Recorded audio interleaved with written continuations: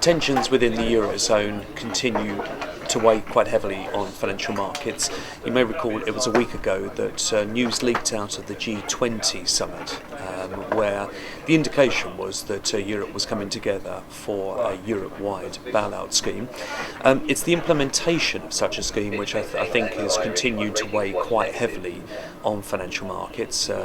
People are assessing how easy something like this is to execute, and it's not helped, of course, when we get various comments from various members of Europe governments who are indicating that certain things can or cannot be done. And the difficulty in implementing this, of course, continues to weigh on sentiment. As I've said before, every day that we delay, every day that it's feeling that this thing is not going to get resolved is another day where we're starting to see economic slowdown. Business decisions are being put off at the moment, and that's coming through more and more in terms of some of the share prices that we're seeing in advance of what I believe to be some further corporate downgrades.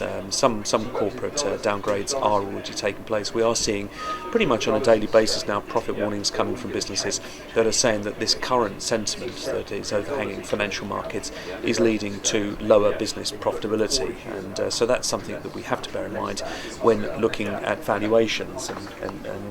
So let's start off by talking about the FTSE 100. Here we can see that since the drama of late July, early August, we've now been in an extremely choppy range. The 5,000 level on the FTSE 100 has held, albeit that each time it comes down to 5,000, it's looking vulnerable to a sort of further sell-through. But we're at the bottom end of that trading range as we speak at the beginning of the new trading week.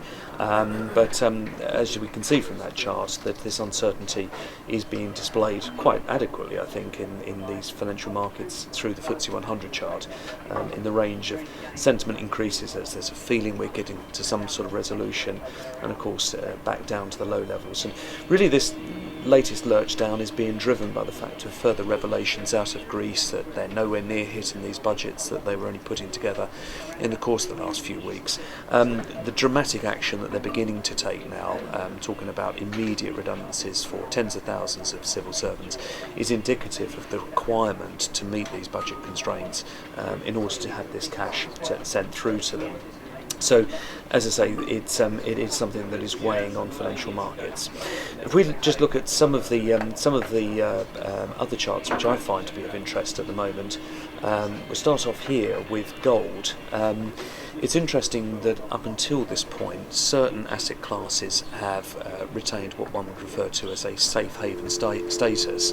I think those two areas, one would be the US dollar and treasuries, and the second area, for example, is gold as a risk aversion type trade. But I think the sheer weight of money that's going into gold at the moment, and mainly through financial derivatives rather than the physical acquisition of gold, has meant that as margin calls have increased, it has created quite a bit of selling pressure on gold in the near term. So that has washed out, I think, a lot of the more speculative money that is in gold at this time. So we're going through a sort of bottoming out process at the moment. Some traders saying that we may see further downward pressure on gold if there is more hot money that requires to come out of the short-term nature of gold trading.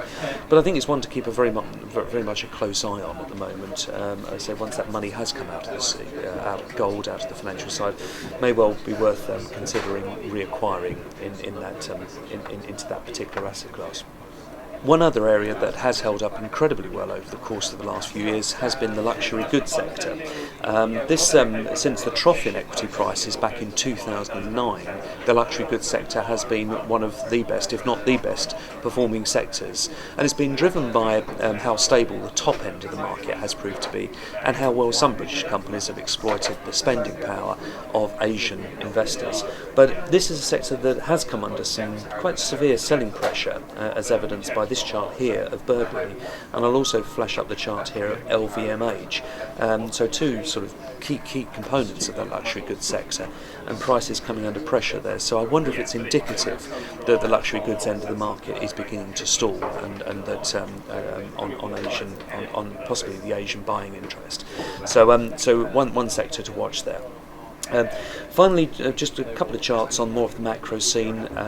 We have seen some fairly material movements in currencies, which I've been commenting upon in the last few weeks. The British pound has been weakening somewhat against the dollar as money has flowed back to the dollar. But we have had a little spike of interest here back into the pound.